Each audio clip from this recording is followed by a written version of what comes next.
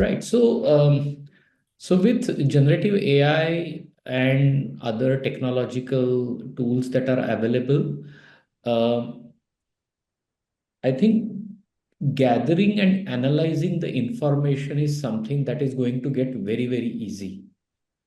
And from that sense, it is possible that the jobs which are very repetitive in nature, jobs which are primarily designed to collect information or data, those jobs are going to get redundant.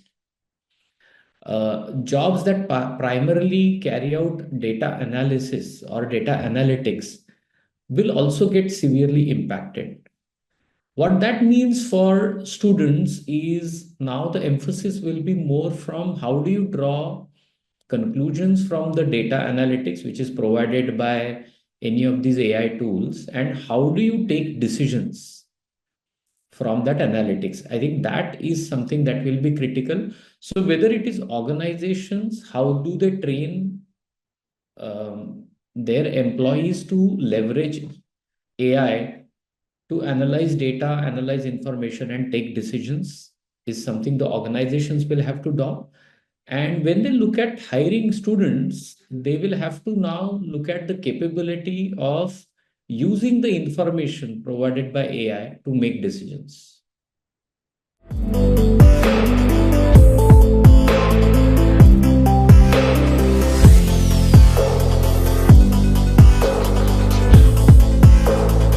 So I think companies are very much aware the kind of challenges remote working has brought in. I think it comes in the way of connecting with the colleagues. It comes in the way of collaborating with colleagues. It comes in the way of sitting together and learning together. And,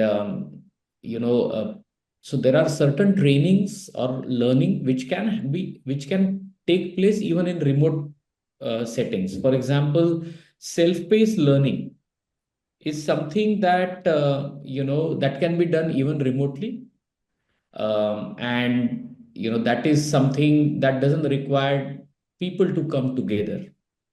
However, there are skill-based programs, there are behavior-based programs which require people to come together and work in small groups.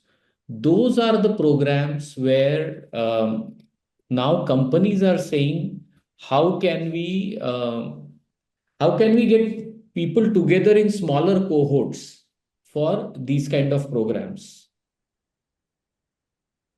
The other area where companies are now trying to leverage technology is to really do even team-based programs in a virtual format. So today, all the collaboration tools such as MS Teams and Zoom, they also provide tools to facilitate the trainings to a larger group virtually.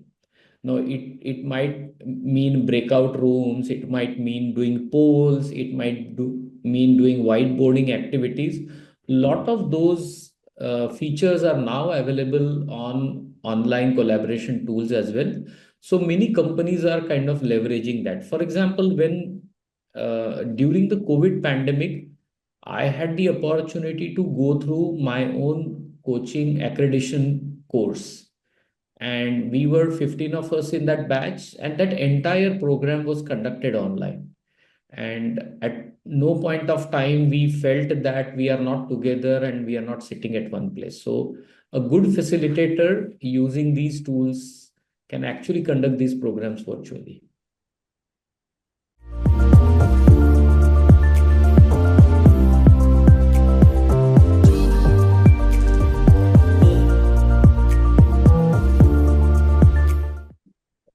I think what happens if you look at the way the technological cycles impact us and impact organizations, it doesn't happen overnight. Now let's look at generative AI. Typically, one comes across as an organization that a new technology is getting piloted and tested in the market. Uh, Organizations typically wait for some proof of success and relevance of this technology.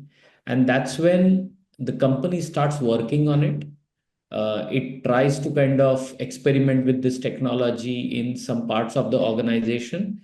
And if the organization finds it extremely relevant, as well as enabler for their business strategies, is when they adopt that technology and they get this integrated in their legacy technology systems.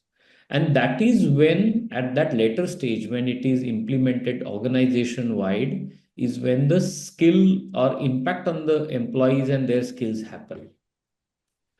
Uh, Companies that are core in the tech domain, where their sole purpose of doing business is to make technology products available to their customers, they get impacted first, vis-a-vis non-technical product companies like FMCG, engineering, because for them technology is just one part of it, not the full business is relating to technology.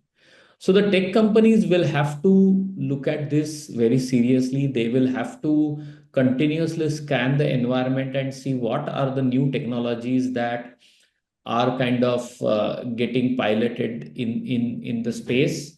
What the competition is doing, how the competitors are playing with technology, and how it is going to impact us internally.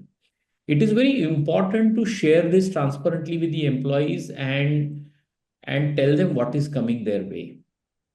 Most of the companies also make training and learning platforms available for people to then continuously upskill and upgrade them on the new emerging technologies.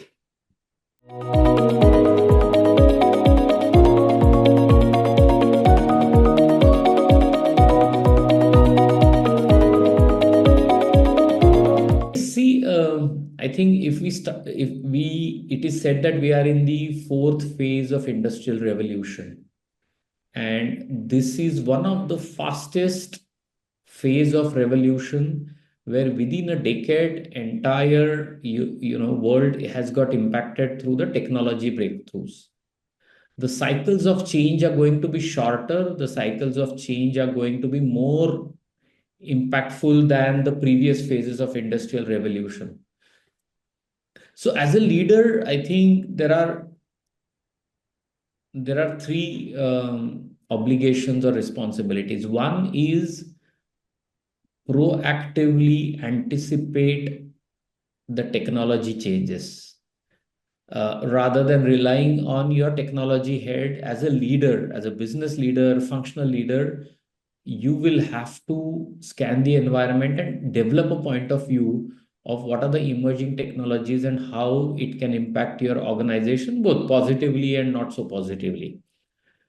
The second is understand those technologies, because what I find today is most of the leaders don't understand what exactly the power and the content of that technology. So as much as possible, try to get your hands dirty, understand that technology. The third thing is take your people along, take your team along. It is very important that you carry your people through this change. Get them emotionally and intellectually ready to understand and embrace technology. And that is how one will have to move forward.